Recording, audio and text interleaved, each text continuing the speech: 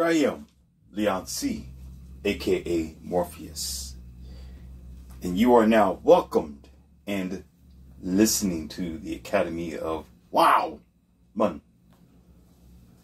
And today we're going to talk about several subjects, and I'm going to answer a few questions. And what I've decided to do was compile these into the lesson so that we all can learn something from these questions and these discussions that we're going to have. It's going to be on various things. Okay?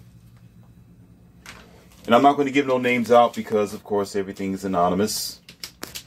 But I do appreciate your contributions and you chiming in, my personal viewers and those in the real world. Because everything I do isn't on this social media platform. As I told you before, I do a lot of things outside of a social media platform. So according to my views, according to my likes, according to my status, it really don't matter compared to my real world. Okay? Or you could say my physical world. Because I am who I am as I speak now and physically. But we're going to talk about, one of the first things we're going to discuss is, upon these various subjects, is the human mind is very interesting. It's very unique that we do the best that we can to survive our ignorance. And even if people tell us the truth, even if there are those who want to warn us or try to warn us about whatever decisions that we make, typically it doesn't matter because we're still going to want to, the common word is believe. We're still going to want to hope that we are right, not know that we are right. And I want you to keep a tab on that because I'm going to get back to that in just a moment. Okay? But there's a reason why I bring that up to you. And it's not that most of you don't know about this, but there's a deeper rabbit hole to this conversation. The first few asked me a question about the cameras that they have on some automobiles, the backup camera. And they begin to tell me that, well, cameras are pretty decent because they help people. You can look behind you without necessarily turning your head. And there may be a child that might be behind the vehicle. And let's see, what else did they say? And of course, they help you get in and out of parking lots. Now, you're talking to somebody who's in the automobile industry. I know a lot about it. Not everything, but I know a lot about it. So this person did not have to ask me or pretty much tell me about how useful the backup camera is. It's not as if I don't know about the backup camera. That's not my venue. My venue is to show you something else. Okay? My venue is to explain what I'm going to explain to you right now. See, there's a thing in DOT, Department of Transportation, that is commercial transportation, and in some other transportations, but it is very big, and it's called safety. Okay? And what happens is this, ladies and gentlemen. In safety, they tell you to get out and look. That means before you back up, before you go into a tight spot, you better look out, get out and look. So that means you got to physically go back there to make sure that there isn't a toy underneath or behind the car. There's no one walking behind or someone's dog just laying there. And the odds that you will jump into the vehicle and actually see someone go behind your car is higher than that if you were to walk in front of it, walk to your car and not see this person because you're walking towards your driver door. You got a rearview mirror in front of you and you can see the reflection on your windows and you can see this person walking behind you. Okay, that's just common sense, but we don't have common sense anymore. So therefore, when you hop in the vehicle and you decide to go in reverse wherever you need to go, you have no issues. Now, here's the reality. We're going to go ahead and talk about it for some of you who are quote unquote lazy asses. Because this gets deep, according to what I talked about. I gave it an introduction, right? Years ago, we never had this issue. It wasn't a problem with big trucks, with automobiles, SUVs. Okay? Because people had a thing called a rearview mirror. They had a head, and you can practically see behind you. And most times, you are focusing on what's in your surroundings. Okay? Today, we have a thing called a dummy protocol.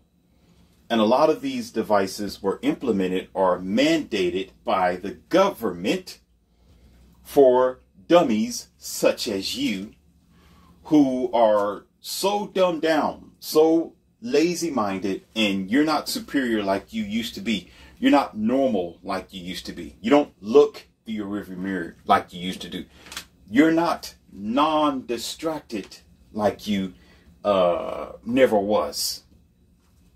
Because now you have a cell phone. Now you're too busy concentrating on all these devices, these electronics, these signs, commercialism, everybody that's around you.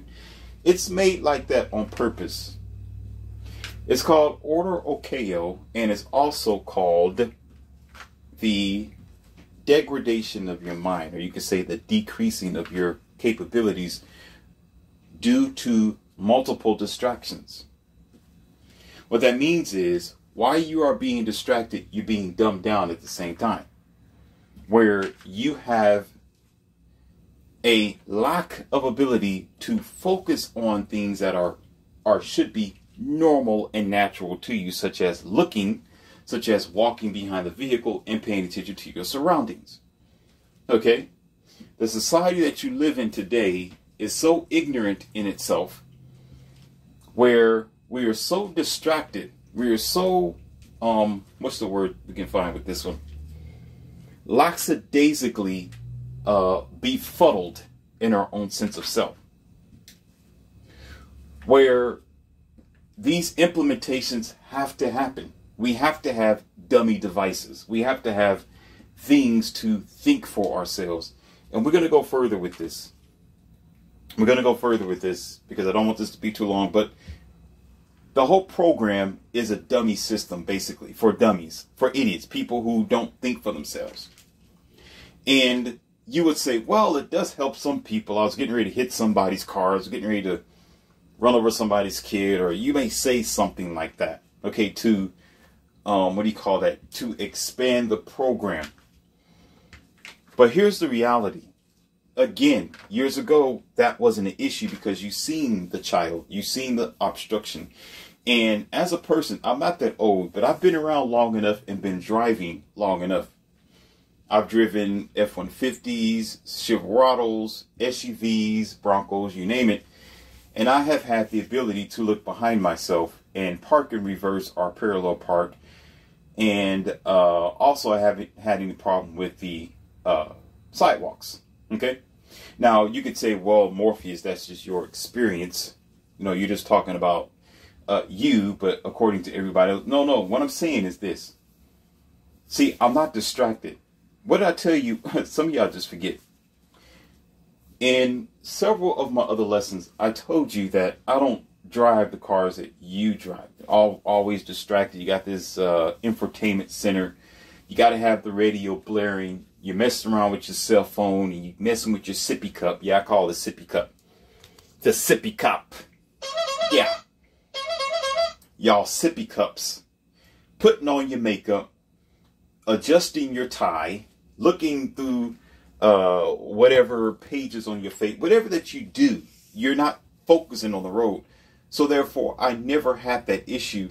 And it doesn't have to be a, what do you call that, an individual experience. No, that's a universal experience.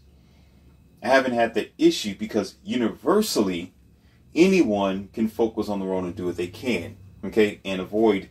They tell you this in Department of Transportation or in the safety, road and safety hazard programs, that 9 out of 10 accidents can be prevented. 9 out of 10, what do you call that, tragedies when it comes to vehicular situations can be avoided, ladies and gentlemen. 9 out of 10. Your chances increase when you are ignorant of yourself and you are distracted. Plain and simple. We have too many of distracted people who are generally the next generation of dummies. So therefore the courts, not the courts, the government system and Department of Transportation and other driving institutes have to put these helmets on your head to keep you from hurting yourself. They have to give you yellow seat belts to secure you. They have to implement these things because a lot of you don't think for yourself. So you want to be ignorant, they'll treat you like you're ignorant, and they will treat you like a child along the way. Now let's go even further with this. To put the cherry on top of the cake. Let's put the cherry on top of the cake. Okay? They are making cars today, ladies and gentlemen, that it is difficult for you to look out the rear window because they're too busy trying to design their SUVs and other types of cars according to the popular trend.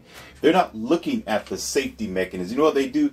They will compromise the back window in order to give you an infotainment center, in order to give you a backup camera, which most times is unnecessary. I don't have a backup camera in my vehicles, and I will not. If it was there, I'll take it out. I don't need it. I'd rather rely on my my physical superiority and keep myself honed in practice. Have you ever heard this expression? If you don't use it, you lose it.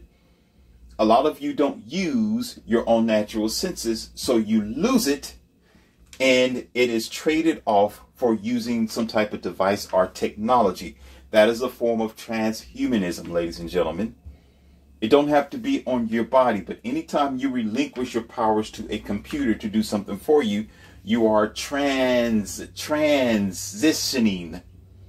You are transitioning. You're well, I can't even say integrating. You could be integrating because it's a part of you, but externally. But you're transitioning your power over to something else that can to think for you when you can otherwise do for yourself.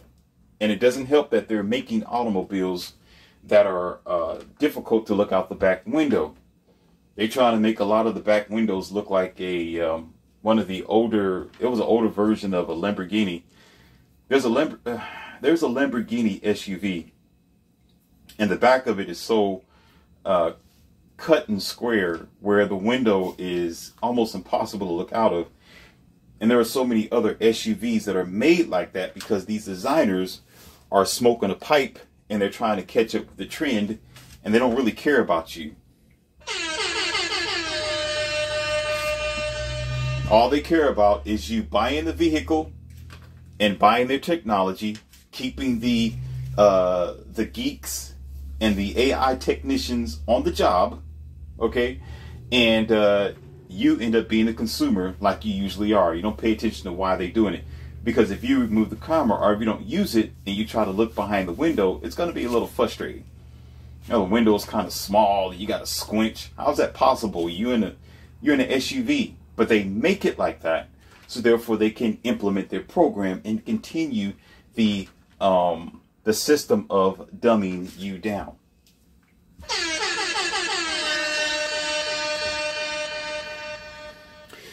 Another question someone asked me, moving on to the next, I'm not going to take forever here, is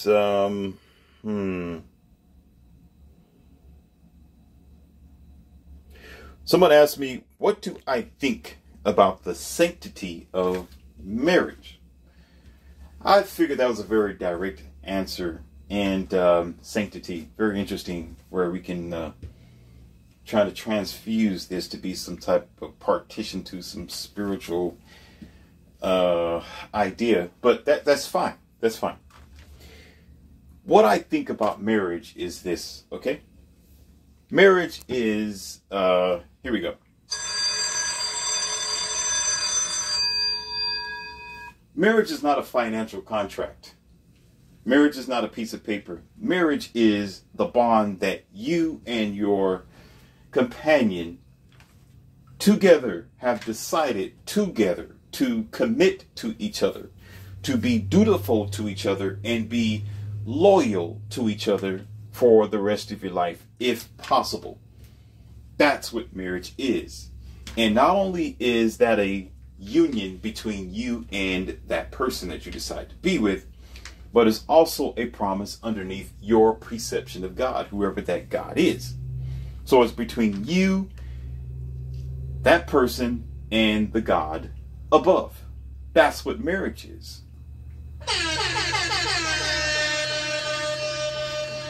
Now, here's the thing.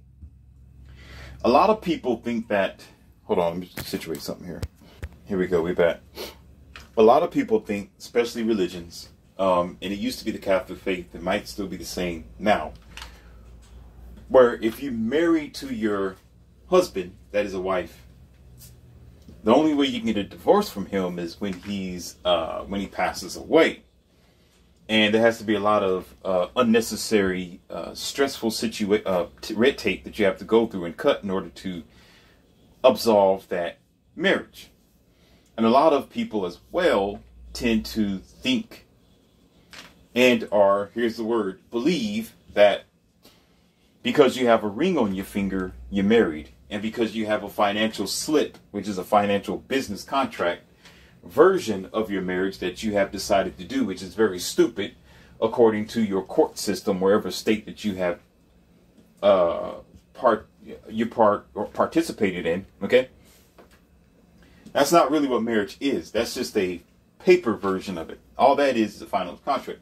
So most people think that when you have that and you are with someone else, or you jump out of your marriage to be with another person, that you are automatically violating your marriage, okay, or the marriage contract.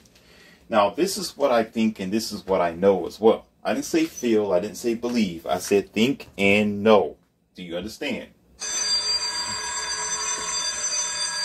Remember, the union of marriage is between you, that person, and God. You, that person, and God. So whatever violation that you commit, you are committing it within your heart, within yourself, which is the whole reason why you get married and there's a priest or there is a church sort of procession or area that you get involved with, because it's an honor underneath God and a commitment underneath God. So therefore, when you disconnect yourself with that person, whether you have a ring on your finger or whether you have that financial piece of paper in between you, you have automatically divorced yourself from that person. Now, some people say, well, Morpheus, that's actually just cheating. They're still married. No, you're not. You're done. Remember, you made a promise underneath God. You made a wholesome commitment between you and that person. When you jump out of the union, did you hear what I just said? Union with that person, you have already divorced them. Just because you got a ring on your finger don't mean you're married to that person. You only got this symbol on your finger. Just because you are your paperwork and whatever documents that you have is in your courthouses are affiliated with your government establishment, that don't mean all that is a financial documentation between the transaction between you and that person. But internally and spiritually and even mentally, for a lot of you, you are not married to that person. You're done. You're finished. Everything else is just residual data. That's all it is that you need to absolve. Because usually you made it up in your mind, in your heart, what you was going to do, and you did it. Simple as that. You already made it up. You dealt with that temptation, and instead of you defeating the temptation according to your loyalty to your husband and or wife, okay, you decided to accept that temptation, so you automatically violated the marriage between you and that man. Not your ring, not the divorce court, and not the papers that you have involved. It's done. So when you meet a woman, whether she got a ring on her finger or she calls herself married by the marriage contract paper, if she ran away from her husband or broke away from him or no longer loved him or laid with another man, however she violated their agreement, she is no longer married to that man. She's done. She's cut off. In the eyes of, you could say in the eyes of God, I'm not speaking for God, but if you made that promise underneath God and you didn't fulfill that promise, you actually broke that promise and agreement with God according to what you think or what you believe.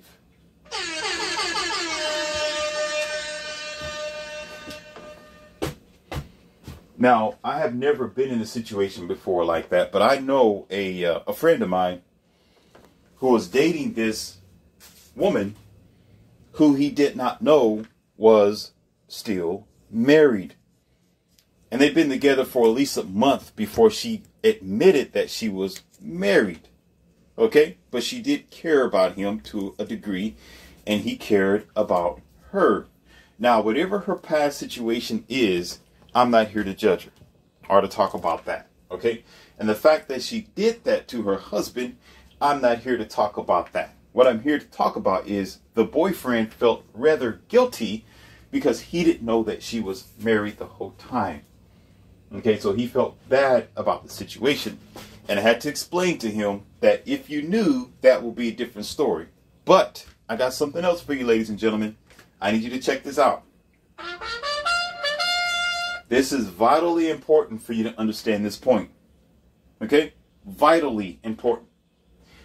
If he knew that she was married, okay, and or she continued to pursue, knowing that she was breaking her oath, knowing that she was leaving the loyalty or obligation between her and her husband, the choice is on her. Now, of course, whatever the boy or the guy decides, that's between him and what he thinks about this woman.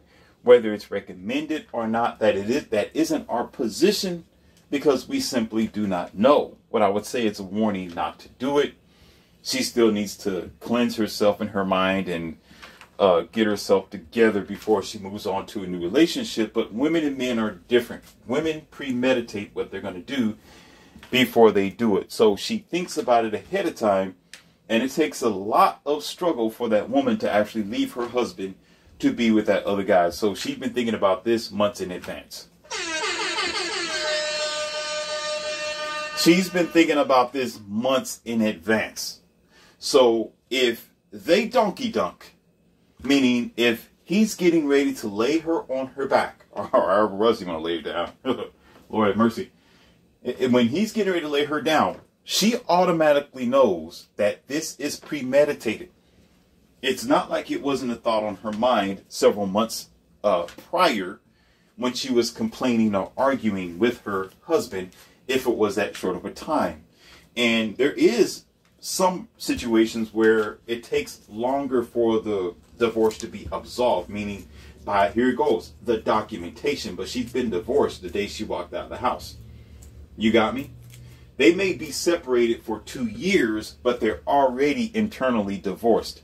She may be living in another house, and she may have her ring on her nightstand. She may have pictures and a couple of kids, ladies and gentlemen, but she is already divorced. She is no longer with this man. So there are situations like that, and the only thing that needs to be absolved is just the documentation. So she's free to move on. She's already moved on. The moment they separate themselves under God and under their contract between the two of them, none of our business. They are done. He's finished. She's finished. Move on. Do something with the ring. Absorb the paper and call it a day. But if it's a shorter amount of time and, well, like I was just describing, like a month or 2 months, something like that, and she knows what she's doing, even if she may still be living with the guy. Who knows? Maybe they're still working it out, and they've been talking about divorce for a couple of weeks now. Okay? Women usually try to monkey branch before she jumps on the next boat. She wants to make sure that boat is next to her before she jumps onto that boat as a safety net. It happens all the time. So she's not going to say, hey, I'm married. No, because she knows it's going to freak him out. It's going to make him run away. He's going to think twice about it, or he's not going to want to deal with her because in his mind, he's thinking about this angry husband who's going to pull up on him in a beefed up, lifted Chevy Silverado holding a blowhorn in his hand, getting ready to disconnect his head from his body. Okay, so he's going to be like, nah, I'm good. I'm good. Yeah, you still got some hips. Yeah, you got some cute eyes, and you still got a little something, something. But you know what? No, I'm good. I'm good. I don't want to deal with an angry husband today, not tomorrow, and not even a couple of years from now. Maybe never. Okay, so maybe next lifetime. You let me know after a couple of years when you're clearly away from him and he's on the other side of the state. Okay. But if it doesn't literally go down that way, and they're clearly separated, it is a dangerous rope to walk, but we don't need to discuss that because it's going to be another lesson unneeded.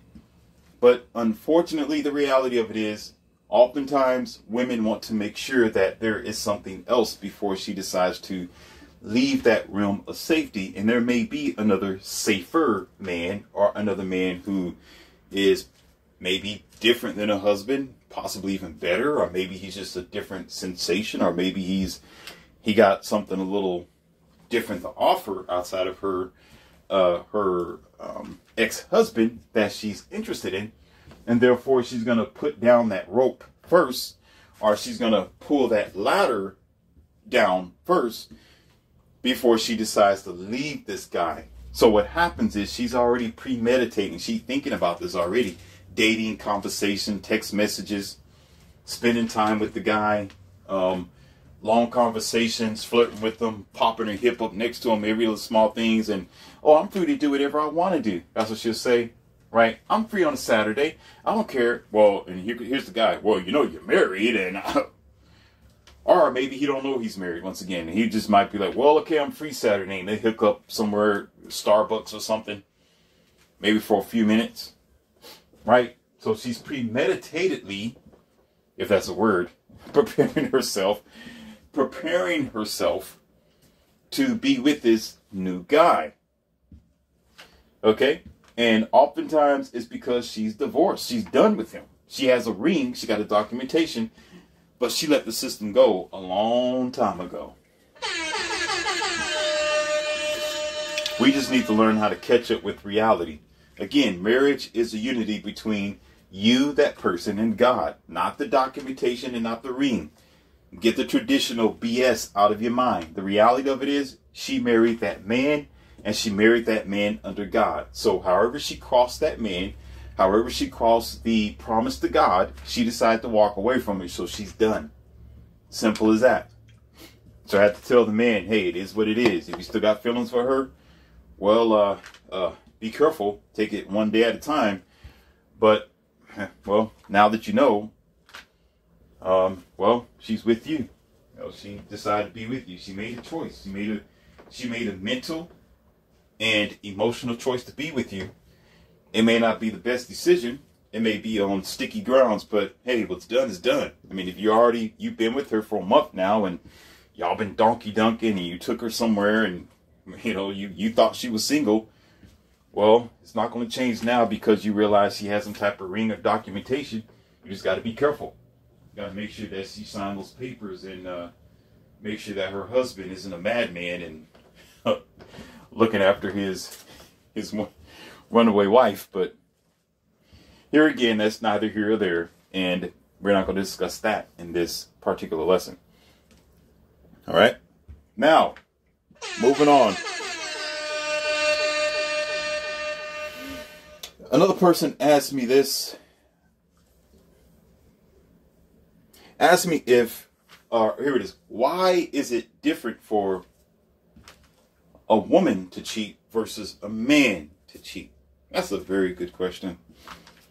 Because we're two different people, and we struggle to get a mate differently as well. And it goes along with what I was talking about, the married woman. She thinks about this ahead of time. It's never going to be an oops situation. Oh, I just met this guy last night, and oh my God, I'm going to automatically just get rid of my husband because this guy seems to be better than him. No, it don't work like that. No. There's weeks in advance before that happens. But as for a man, we don't really need that. We don't really need to take weeks to a month to 2 months in order to, donkey dunk with this girl or to see her as any prospects. And usually we automatically know when we first meet that woman if she's going to be just donkey dunk or something that might be long term. But when it comes to long terming, we just have to vet them a little bit longer, a couple of years. And if she's still holding up, then we'll stick with that. See, we got to understand how history works. History and human nature is a very interesting thing because the past pretty much describes everything, almost everything that we are today that we choose to ignore, such as our natural way of doing things. See, kings and princes and men used to have some of them used to have harems. A lot of them used to have various wives. They had wives and mistresses. And it never changed his outlook as being a man. He was still a man. And even more so, made him seem like even more of a man if he had extra wives and extra women that was around him. Unlike today, if there is a woman who has multiple men, the man's role changes significantly. Other men outside can't really respect these men who allow themselves to share their one wife amongst themselves because they're considered, they have names for that besides blue pill betas. There's cucks, there's all kind of things that you call these guys, whether it's a kinky fetish or whether it's just a twisted sense of being. That's their choice. Again, that I'm not here to bring a dark light or a black shadow over their head. What I'm drawing attention to you is the man's status changes. You understand? If a man, or should I say 5 men on 1 woman, when the world looks at these 5 men, their status has changed. They have a different dynamic of an impact on the world versus 1 man having 5 women. See, his status as a man stays the same, meaning being respected. Meaning he might be a high value male. You know, he may have king status. He may want that. Maybe that's his potential. Maybe he's alpha. Whatever the situation is, he doesn't decrease his respect from other men. Other men will look at him and say, well, that's interesting. Or how do you get so lucky? Or amazing. Or how do you do it? Or, what kind of money are you slinging? Men will look at that as a very intriguing aspect to this one man. Unlike 5 men who are on 1 woman, most men will begin to realize that these men have no options, that they are low men, that their status is low, and they won't be called men. Like I told you, they will be called every other thing in the book because of their status, because it shows that they don't prize themselves. It shows that they don't honor themselves as being the masculine leader. They have decided to choose to be a follower in the submissive type. That's just reality. That's not me speaking in my personal opinion. This is historical facts. This is things that you can read up on in the past, where you see a king or pharaoh or someone have 5 wives and 12 concubines and 16 mistresses. That's just the way life works by our chemistry and by our anatomy. So, see, the thing is, if it was anything other than that, it would not be. Oh, y'all didn't catch that. Oh, y'all didn't catch that. If it was anything other than that, it would not be. What that means is, if women can do the same thing, or if they had that sort of punctuated potential, it will be more prevalent.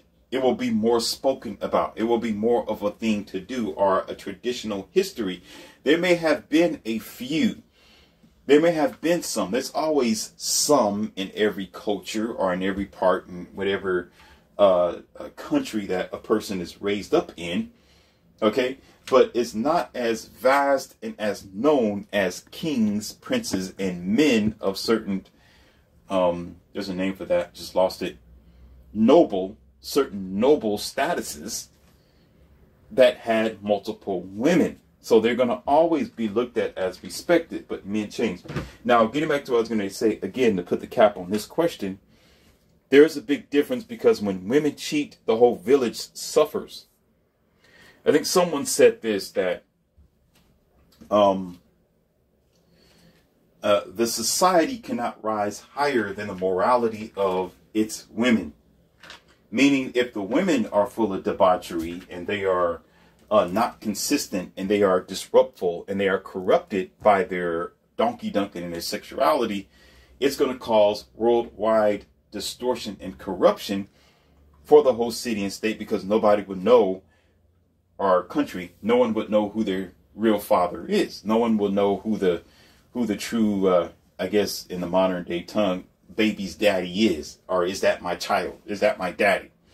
And then there's disease, there's your STDs that will be rampant as well. And then again, when women are left to their own devices, sometimes they choose things based on emotion, not based on logic. So when they use things emotionally, they want things that are more comfort. And it's going to be chaos, chaos, chaos, chaos, chaos, chaos. And it gets terrible from there.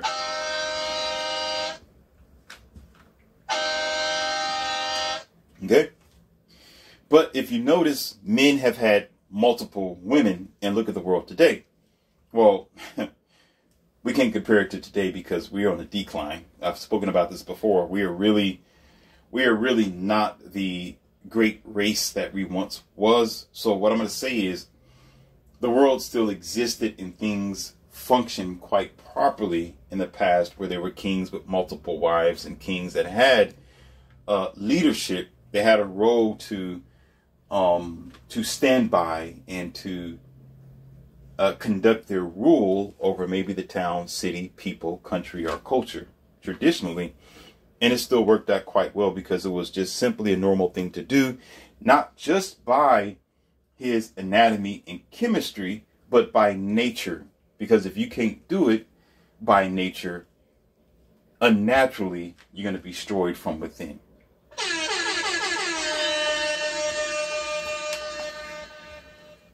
So there's a difference. And just because men can do a thing doesn't mean women should do the same thing. Because when they decide to do something, there's going to be a different catastrophe that everyone is going to have to feel and be met with. That's going to be, it's going to bring down that society. And men don't really take fondness. They don't take prize, and they will not take a woman seriously if she has too many bodies that she've donkey dunked with stacked up in front of her doorstep. It just don't work that way.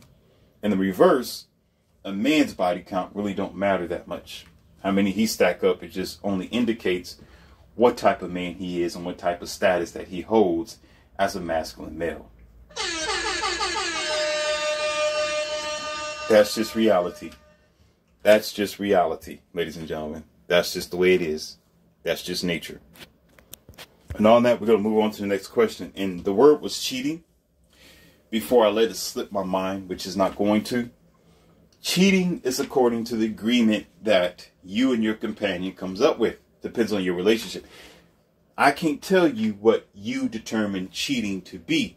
I can tell you what I know cheating to be from my standpoint of view, as far as how she carries herself, her flirting, how she dresses, and what she puts online.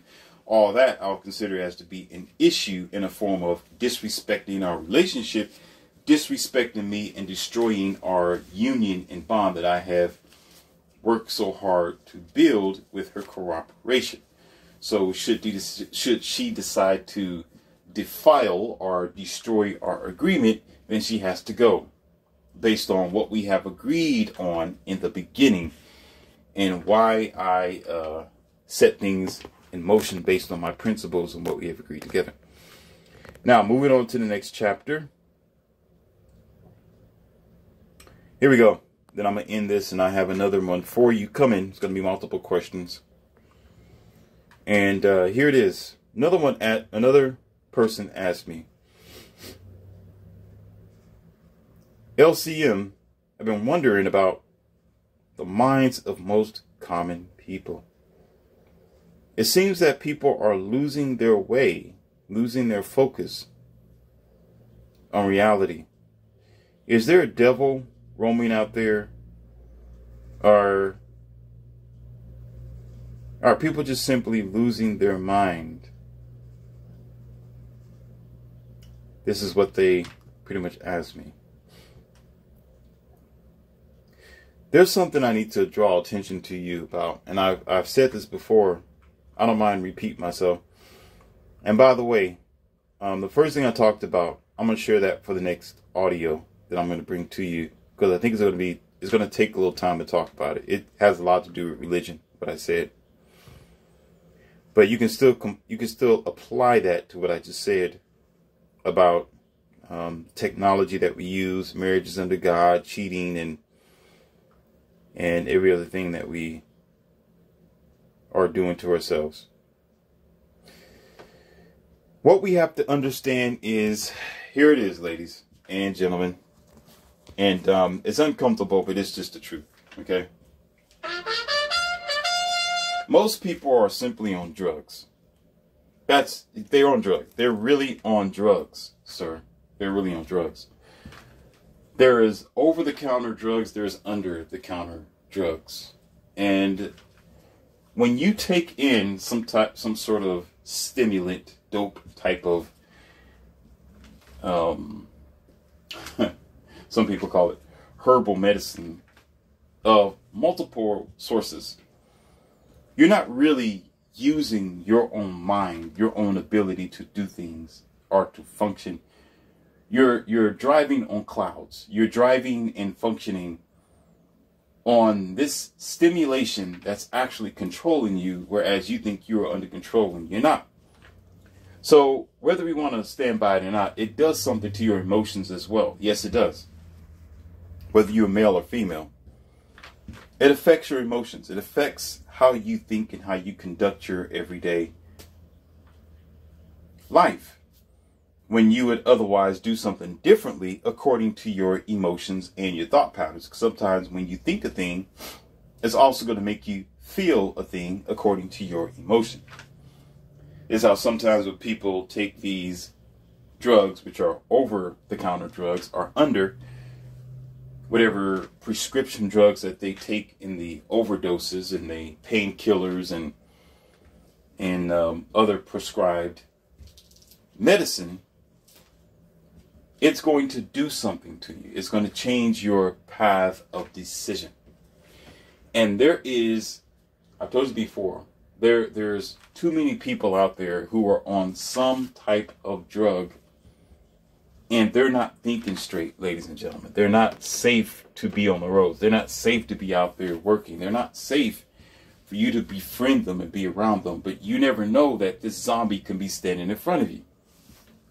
You never know. You have no idea that this person who you conversate with got something in their veins. Now I know what y'all thinking. Well, you know, there's drug tests and stuff going on, and well, that's fine, but it's not stopping anything.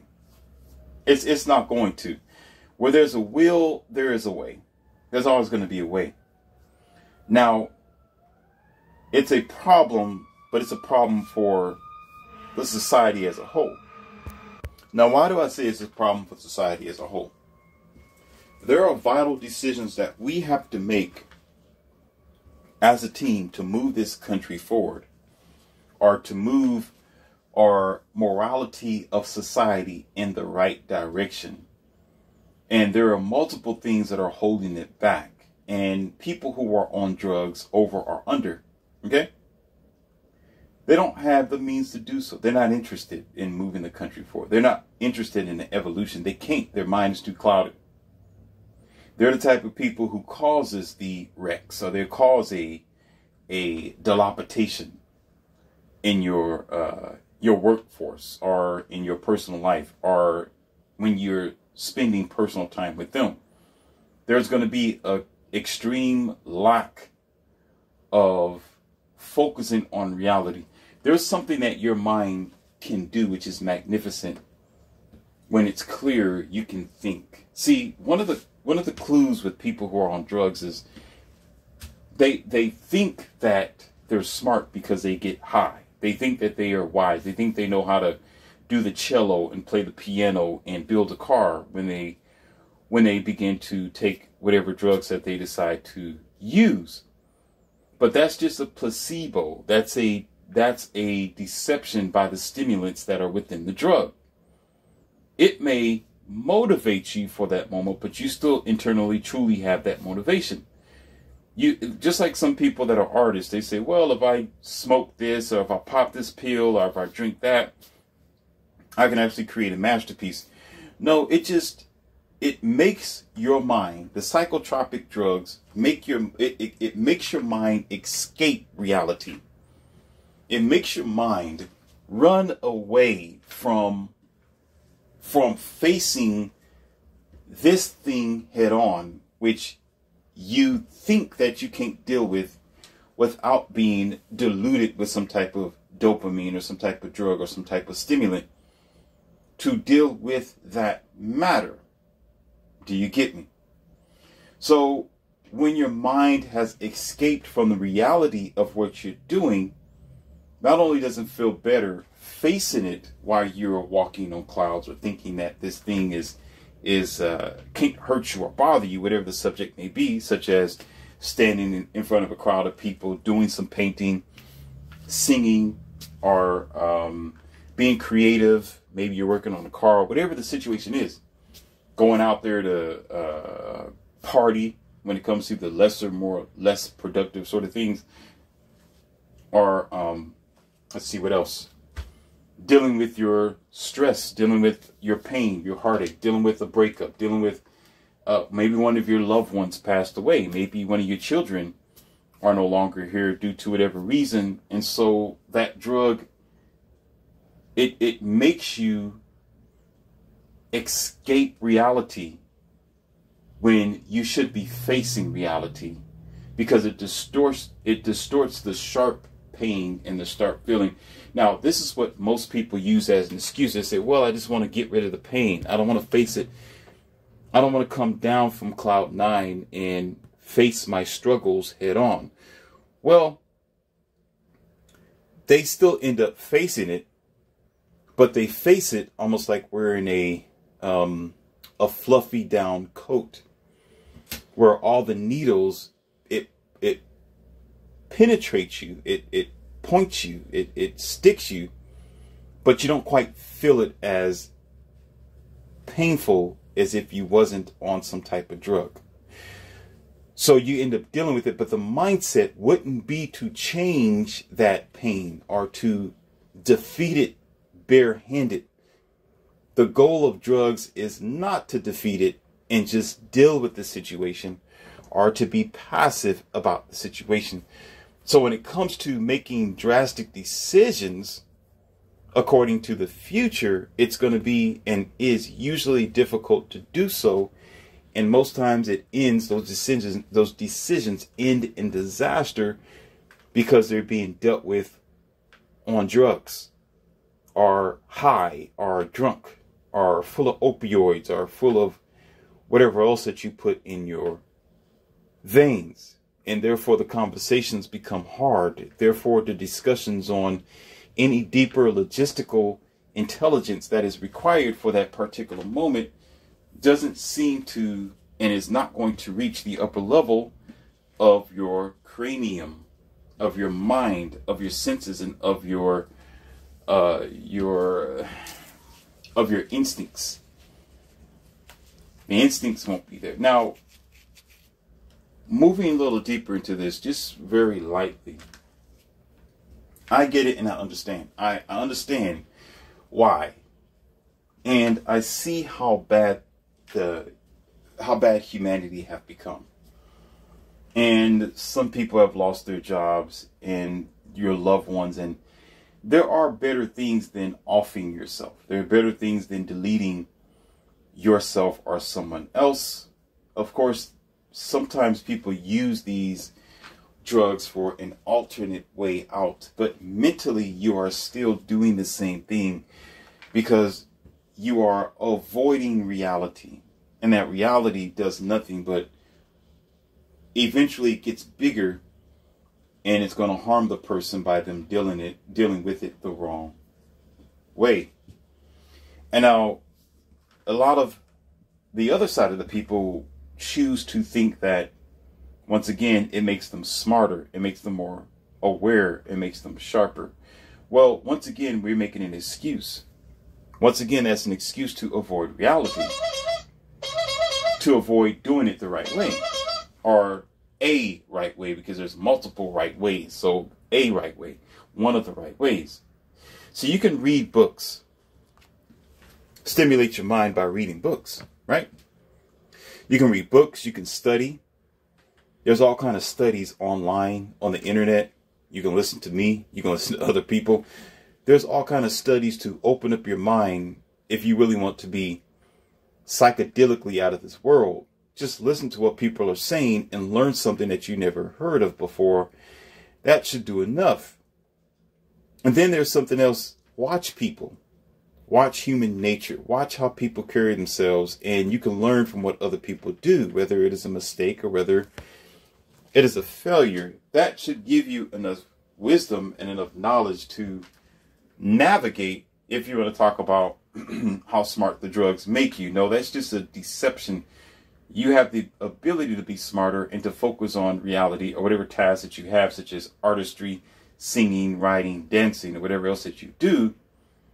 You just choose to avoid that reality. Hence, you rather become unnaturally like a zombie instead of focusing on that, or shall I say, them focusing on that task that they should face.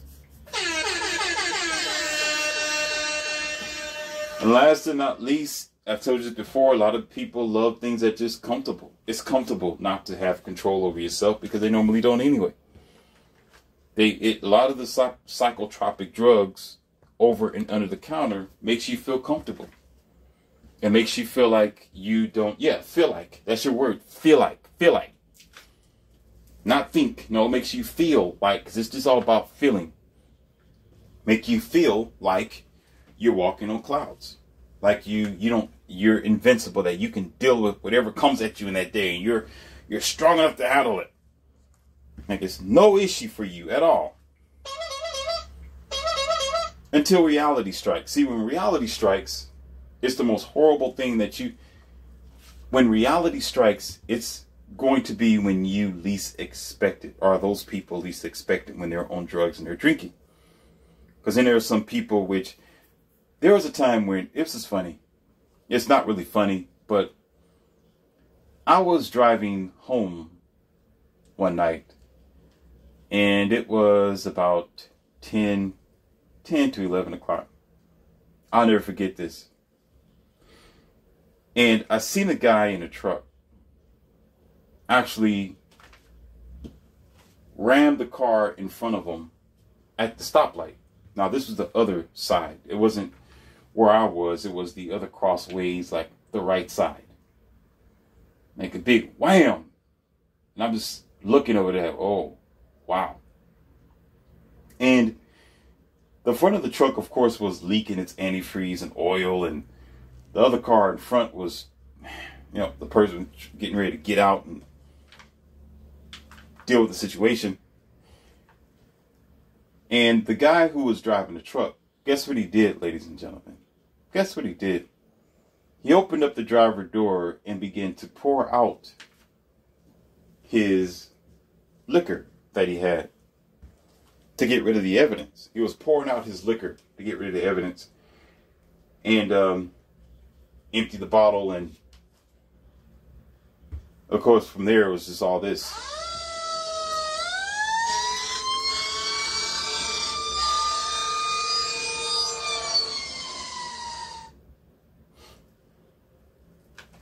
And it's not like he would have been able to escape the situation, because they're gonna check. They was gonna check his blood alcohol anyway. You know, in some situations like that, it's pretty much obvious when somebody's eyes are bloodshot, their breath smell like alcohol, and if they're so lackadaisical where they're gonna run and back of the car in front of them, clearly they have no control over themselves. So I'm pretty sure that the officers do their jobs quite well. Easy to just have them do the finger to the nose and walk with one foot in front of the other, or act like you're on a balance beam, and you're going to stumble, okay? And then you're going to find yourself locked up for quite some time. But the point of the matter is this: when those situations occur, are more violent situations, that's usually the only reality check that humans will understand. Did you hear what I just said? Let me rewind what I just said. To answer your question, my listener, listen carefully. There are a lot of people who are on drugs, basically, and they're going to keep being on drugs. They're going to continue. They're not going to stop. Because the average low-hanging human being don't pay attention to reality. They don't accept the truth. They do not try to do better for themselves until disaster strikes.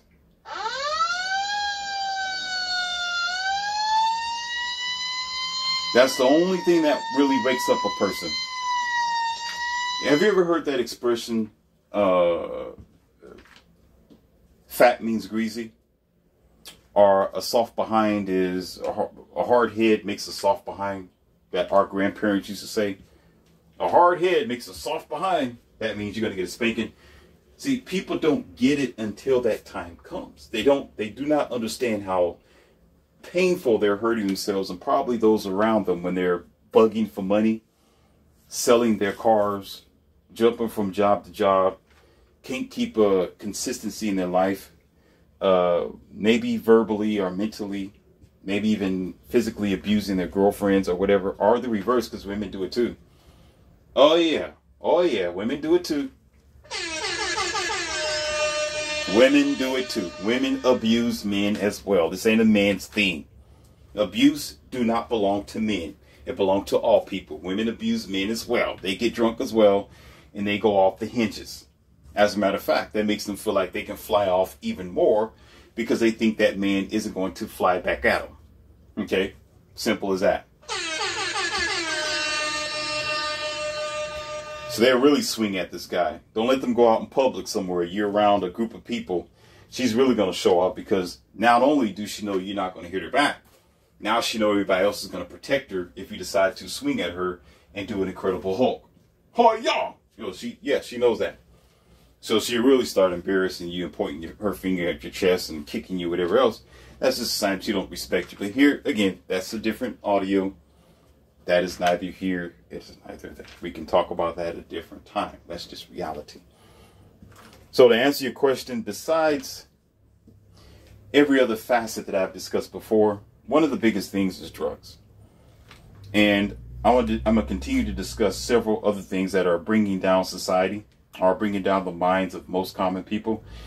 But if you think about it, you'll start noticing this for yourself. It's not to bring attention to people who are doing it. I'm just stating the obvious fact, because if they was high off of life, if they're truly focused on their health and their well-being, we wouldn't have a broken down de-evolution of a society with people who can't focus on the truth or reality. They just can't think straight. Their consciousness is smeared with all the stuff that they put in their veins. I was going to say vax. But yo, all the above, everything that you stick your body for and stick into your body and put into your mouth is clogging the potential of the average human being. It has nothing to do with the devil. The devil has nothing to do with this, son. It has a lot to do with just the people themselves. It's the de-evolution of humanity. You're just witnessing the decline of our minds and our human race. And until we decide to do better for ourselves and realize the damages we're doing to ourselves, we're not going nowhere. No, we're going to continue to decline. And down at the bottom is not too far. Near and near, year to year, we are losing the quality of life. We are losing the quality of marriage. We're losing the quality of future. And that's just the reality a lot of people don't want to face. You don't have to get drugged up in order to deal with it.